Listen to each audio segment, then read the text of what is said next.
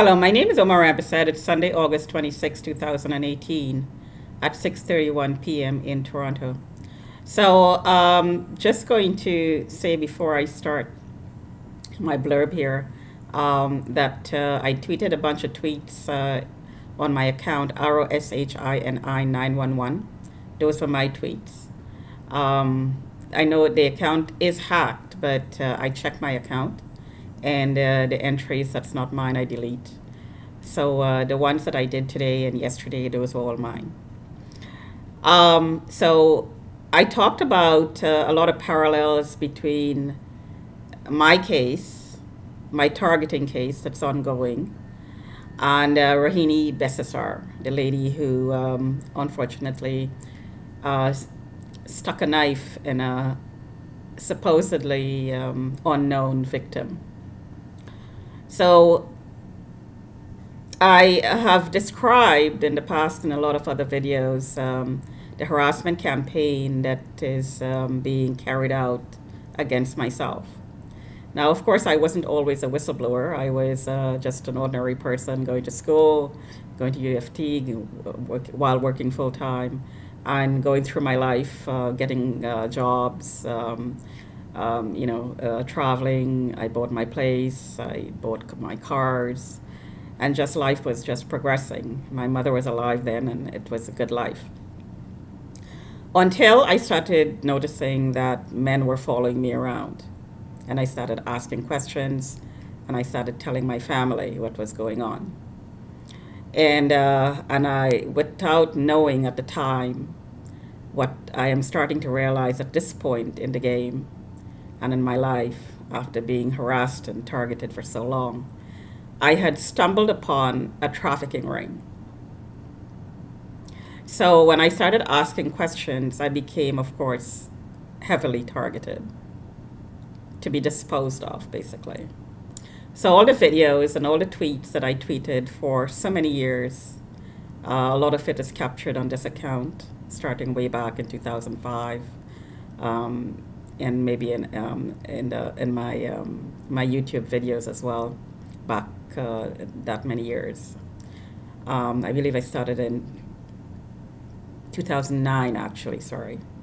So tweeting and blogging about what was going on. So of course, the more I tweeted and the more I blogged, the more targeted I became. In my life, there is, in retrospect now, there is a collusion between what's going on inside my home and what's going on in my relationships with my family, friends, co-workers. What's going on in the workplace, in my workplace.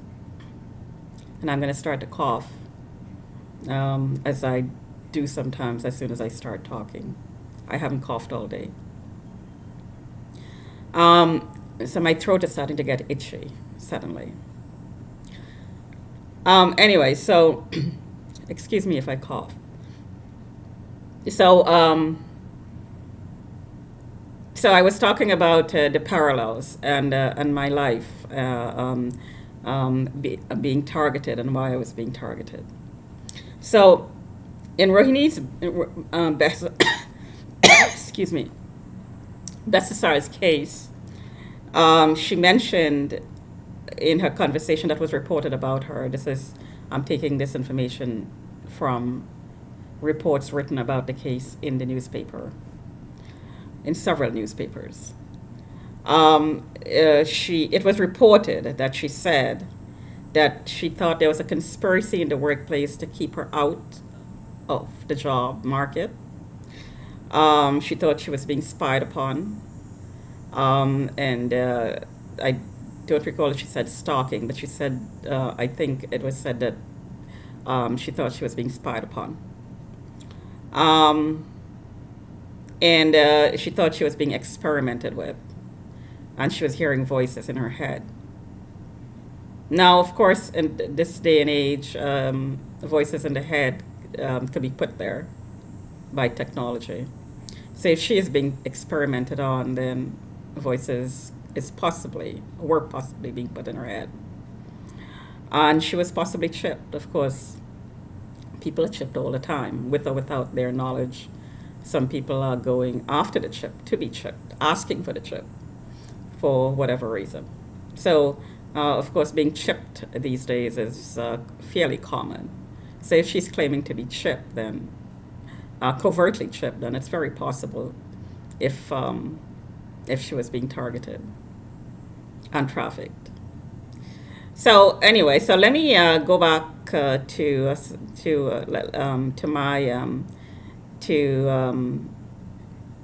my case. There is a systemic process that is exposing my private life and making my private life public systemically for years. Which means, of course, that everything I do and say inside my home, to anybody outside in public, in the workplace, in the gym, and so on, is being recorded. And I mean everything. And it's being made public. How do I know this? Because I'll give you a more a recent example, a very recent example. In my workplace right now, I am hearing comments that my sister-in-law is making about me. So, how do people in the workplace, how do they get that information? How do they get that information? And why is it their business? Or what I say to my sister-in-law, what she says to me, this is family issues. Why is it the co-worker's business within the company? How did it know? So I recanted. So I'm going to recant the scenario I think is being played out here because I said it before several times. I am suspecting, based on all the harassment that I'm getting, that my sister-in-law, about 5 or 6 years ago, had me declared mentally incapacitated without telling me because she was targeting me. And she was well aware that I was being targeted because this is the reason I was trying to sell my place. And she invited me to come stay with her while the place was shown, while the real estate broker, was showing my place. So I had it staged, and I didn't want to live here, so she invited me to stay with her. But she was fully aware that I was a target. So she targeted me. So while I was living there, I found a job at the company as a property accountant. And because I was flagged, somebody in the company decided to take me out of the system because the surveillance as a result of being flagged was outsourced. So somebody in the company decided to take me out of the system and started to surveil me on behalf of the city, the cops, and started reporting on me and started flagging me. So I was flagged by somebody in this building who was trafficking me because he was outsourcing the surveillance that he was contracted to do, which is trafficking, because the person or the gangs or the organizations were looking at me share, number one. And number two was looking at me inside my home. So this was trafficking, voyeurism. It progressed later to rape because as the technology got more refined, you can use the technology to simulate rape remotely. So the trafficking takes place where several people are lined up during the night as you sleep, and this is while you're sleeping. So these are necrophiliacs who are taking part in this program, assaulting people while they're asleep, basically.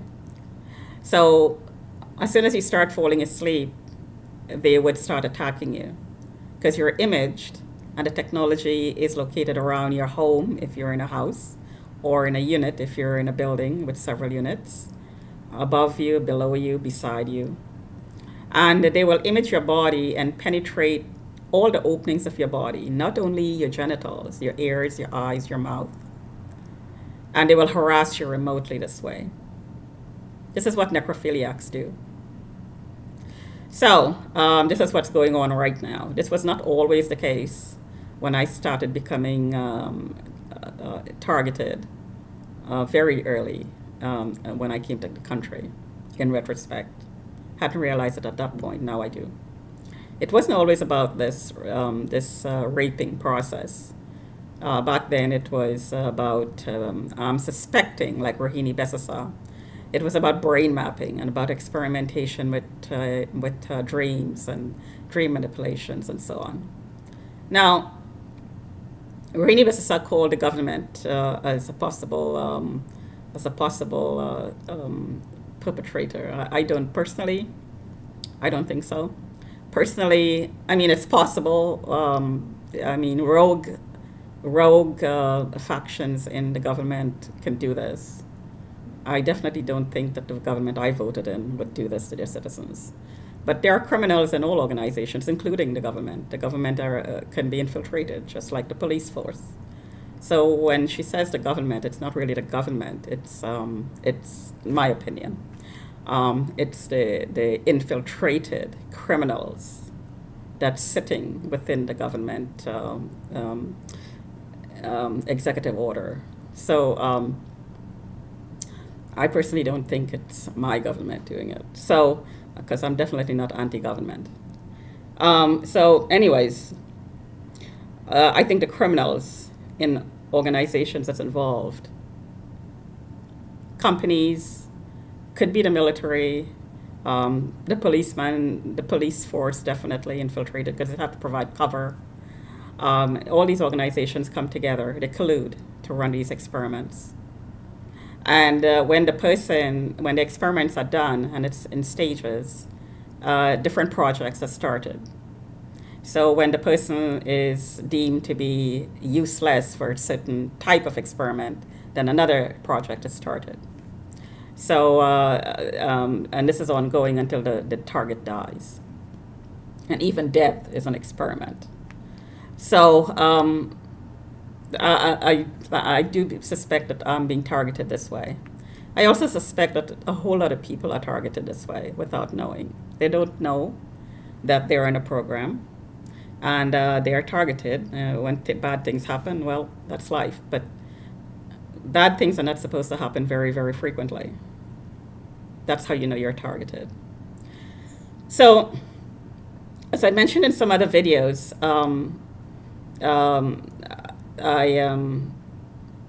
I was sent to the hospital emergency ward by 4 companies I've worked for recently. Triavest.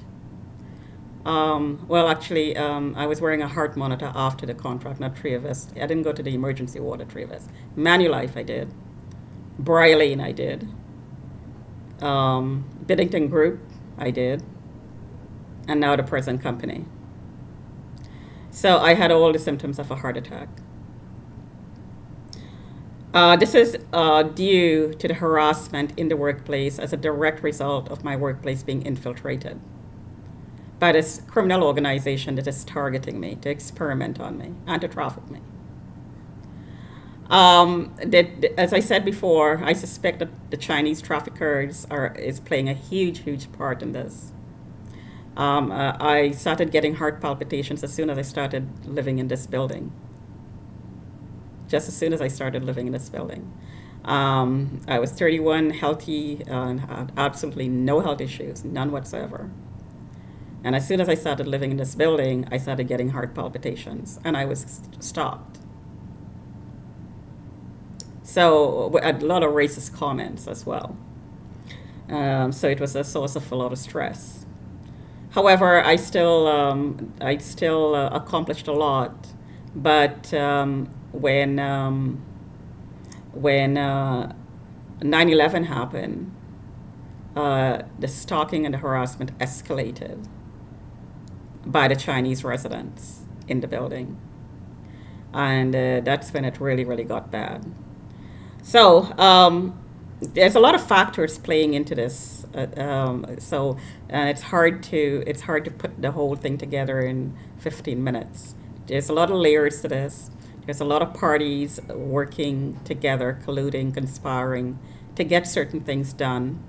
And right now, I'm exposing, or I have exposed, a pedophilia ring, a remote rape ring, a necrophiliac's ring, I think, is the right word, necrophiliac something. I'm not sure I got that adjective right. But anyway, um, I don't speak of necrophiliacs very often, so I'm not quite sure I got the adjective right there, but you got the idea.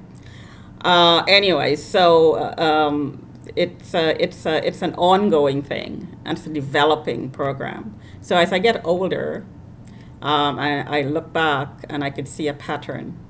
And when I look at the pattern and I see the things that Rohini Bississar is mentioning, then there's a definite parallel. There are definite parallels between the two scenarios. And I mentioned some of those in my tweets that I'm not going to repeat. Check out my tweets. Talk to you another time.